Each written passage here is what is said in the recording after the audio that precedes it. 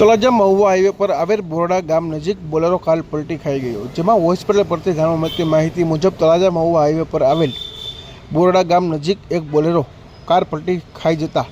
અકસ્માત સર્જાયો હતો, જેમાં ઘટના સ્થળે લોકોના ટોળે એકઠા થયા હતા અને ઇજાગ્રસ્તને સારવાર માટે 108 મારફતે તળાજાની સરકારી હોસ્પિટલમાં ખસેડવામાં આવ્યા હતા।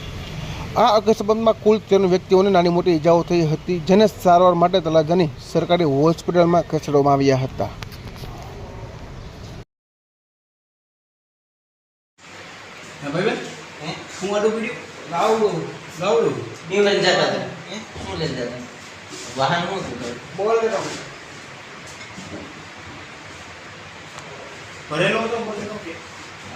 અમે બે ભાઈ બહેન હતા, મોવા માર લેવા ગયા હતા।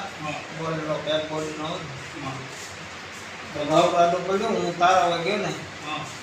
તો કંટ્રોલ વચ્ચે તો સાઈડમાં ઉતરી ગઈ રોડ ને એટલે પલટી મારી ગઈ કે ના ના ખાલી ઉતરી ગઈ ત્યાં હું ભટકાણો કઈ નહીં આલે ભટકાના